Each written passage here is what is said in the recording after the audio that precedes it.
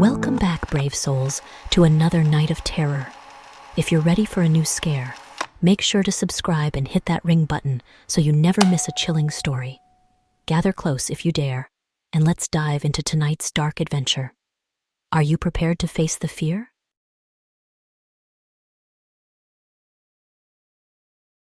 When I landed my dream job as a Disney character at Disneyland, I had no idea what I was truly getting into. Sure, I'd heard whispers about the infamous underground tunnel system, but nothing could prepare me for the reality of it. One hot summer day, after a long morning of posing for pictures and waving at kids, I decided to take my first break. I headed for the nearest entrance to the tunnels, eager to cool off and find some respite from the relentless California sun. The door creaked as I opened it, revealing a narrow staircase that descended into the darkness below. I took a deep breath and stepped inside. As I walked down the steps, the temperature dropped and the air became damp and musty. The tunnels were dimly lit, with only sporadic fluorescent lights casting eerie shadows on the concrete walls. I tried to remember the map they'd shown us during orientation, but everything looked the same. Gray, lifeless corridors stretching out in every direction. "Excuse me," I called out, hoping to find someone who could help me navigate this labyrinth. My voice echoed off the walls, but there was no response. I wandered deeper, my footsteps growing hesitant. Just as I was about to turn back, I spotted another employee leaning against the wall, scrolling through their phone. "Hey, can you help me?" I asked, relief flooding my voice. "I'm new and a bit lost." They looked up, smirking slightly. "Yeah, it happens.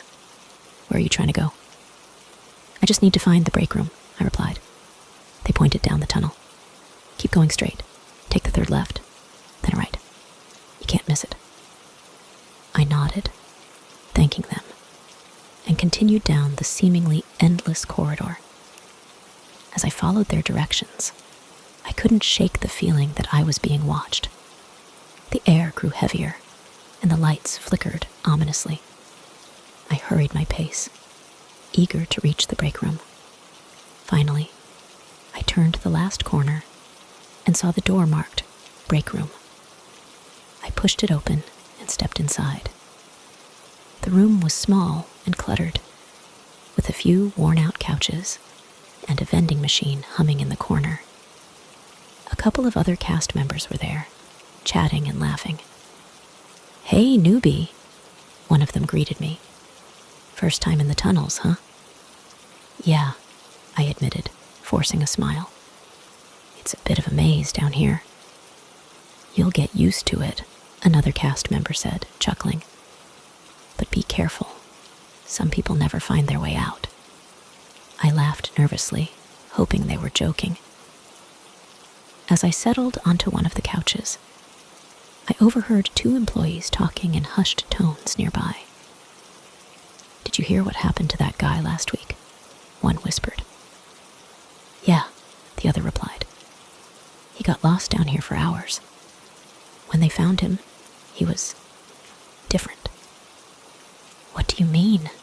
I blurted out, unable to contain my curiosity. They looked at each other, then back at me. "The tunnels do things to people," one of them said quietly. "Mess with their heads. Some say there are parts of the tunnels that aren't on any map."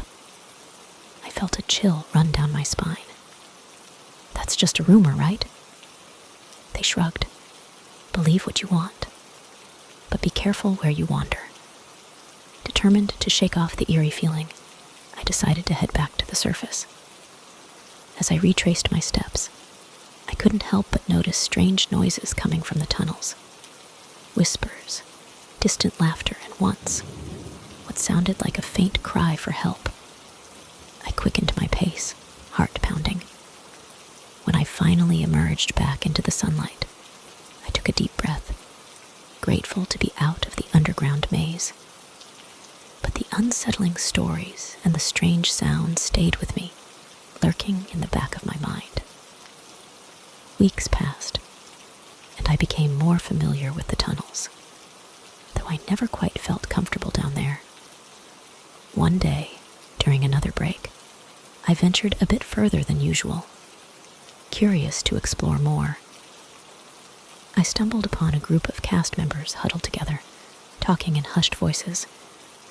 "What's going on?" I asked, approaching them. They glanced at each other before one of them spoke up. "Just sharing some secrets of the tunnels." "Secrets?" I repeated, intrigued. "Yeah," another cast member said. "Like the fact that some people use these tunnels for, well, let's just say, extracurricular activities." I raised an eyebrow. "You mean?" "Yep," they replied, smirking. "While you're up there entertaining guests, some folks are down here entertaining each other." I couldn't help but laugh. "Seriously?" "Dead serious," one of them confirmed. "These tunnels have seen a lot more than just tired employees on break." As unsettling as it was, the revelation added another layer of mystery to the already enigmatic underground world.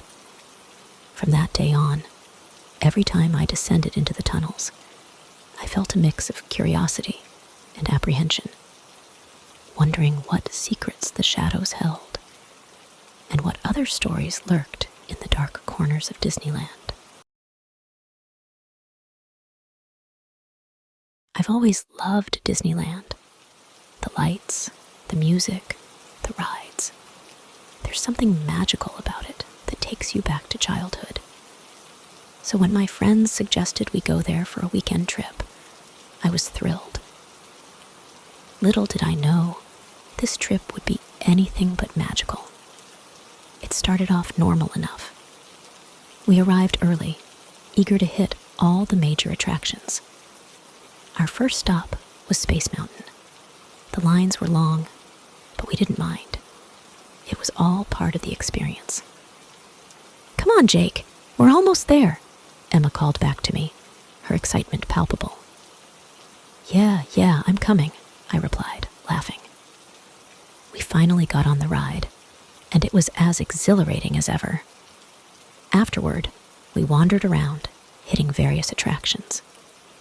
By midday, we decided to take a break at one of the park's quieter corners near the Haunted Mansion. "This place never gets old," Emma said, sipping her soda. "Hey, did you hear about that urban legend? The one about the ghost in the Haunted Mansion?" I chuckled. "You mean the one where the ride is supposedly haunted by a real ghost?" "Yeah, right." "No, seriously," our friend Mark chimed in. "I read about it online. Apparently, someone died on the ride years ago, and now their spirit haunts the place." "Sure, Mark," I said, rolling my eyes. "Next, you'll tell me Mickey Mouse is a real mouse." As the day turned to night, we decided to brave the Haunted Mansion. The air was cool, and a light fog had rolled in, adding to the eerie ambience. We boarded our doom buggies, and the ride began, creaking and groaning as it always did. But this time, something felt off. About halfway through, the ride suddenly stopped. This wasn't unusual. Rides break down all the time. But then, we heard it. A whisper, so faint, I wasn't sure if I was imagining it. "Did you hear that?" Emma asked, her voice barely a whisper. "Yeah," Mark replied, looking around nervously. "Probably just part of the ride." But the whispering grew louder, more insistent. And then I saw him. A shadowy figure standing just beyond the reach of the ride's dim lights. His eyes were hollow, his face twisted in a grotesque mask of pain. "Who are you?" I called out, my voice trembling. The figure didn't respond. Instead, he reached out a skeletal hand towards me, and I felt a chill run down my spine. just as suddenly as it had stopped. The ride jolted back to life, the figure vanishing into the darkness. "What the hell was that?" Emma asked as we exited the ride, her face pale. "I don't know," I replied, still shaken. But it felt real. The rest of the night passed in a blur. We tried to enjoy the remaining rides, but the encounter in the haunted mansion lingered in the back of my mind. As the park closed and we made our way back to the hotel, we couldn't shake the feeling that we were being watched. Later that night, I awoke to a soft knocking on the hotel door. I glanced at the clock. 3 a.m. I hesitated, then got up and opened the door, expecting to see one of my friends. But the hallway was empty. Just as I was about to close the door, I heard it again, the whispering. I stepped into the hallway, my heart pounding. "Who's there?" I called out. No answer. Just the faint whispering, growing louder, more desperate. I followed the sound down the hall and around a corner, where I saw him again, the figure from the haunted mansion. "What do you want?" I demanded. The figure raised a bony finger to his lips, a gesture for silence. Then he pointed towards the end of the hall, where a door stood ajar. Gathering my courage, I approached the door and pushed it open. Inside, I found a dusty old room that looked like it hadn't been touched in years. And there, on the floor, was a faded photograph of a young man standing in front of the haunted mansion. As I picked up the photo, the whispering stopped. I looked back, but the figure was gone. The room felt colder, more oppressive. I hurried back to my room, my mind racing. The next day, I showed the photo to my friends. "Do you recognize this guy?" I asked. Emma's eyes widened. "That's the guy who died on the ride, the one from the urban legend." We spent the rest of the day searching for more information about him. We learned his name was David, a park employee who had tragically died on the Haunted Mansion ride years ago. Some said it was an accident. Others whispered of something more sinister. As we left Disneyland that evening, I couldn't shake the feeling that David was still there, watching, waiting. The happiest place on earth now held a darker, more haunting memory for me. And as we drove away, I couldn't help but glance back at the park, wondering if I'd ever truly escape the shadow of the haunted mansion. Every visit to Disneyland now is tinged with an unsettling feeling. The magic is still there, but so is the memory of that night, and the whisper of a lost soul still searching for peace.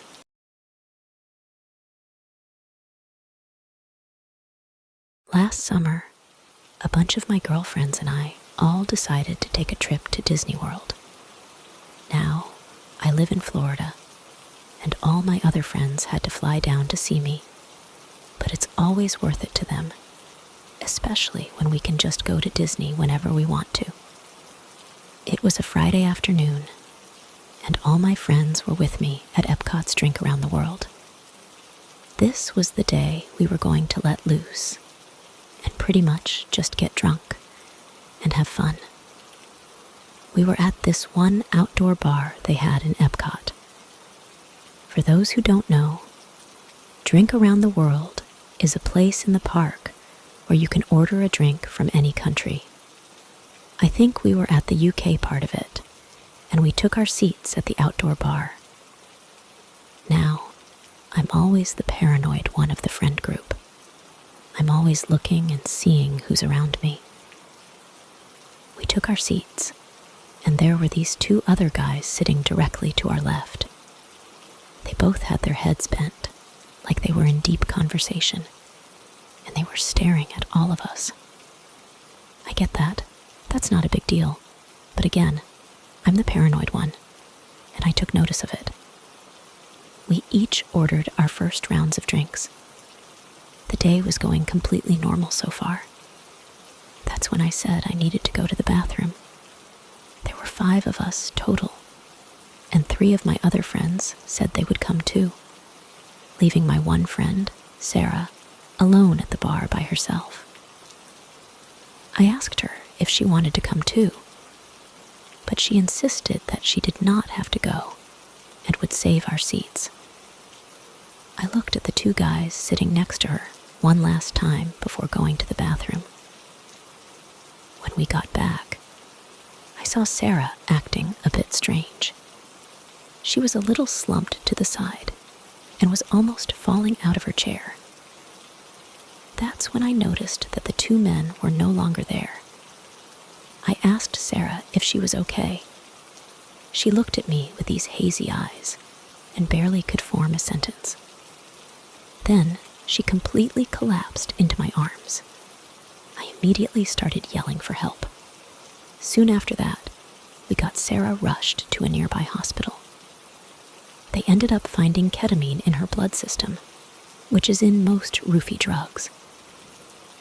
When I found this information out, I just knew in my heart that those 2 men sitting next to us slipped something into her drink while we went to the bathroom.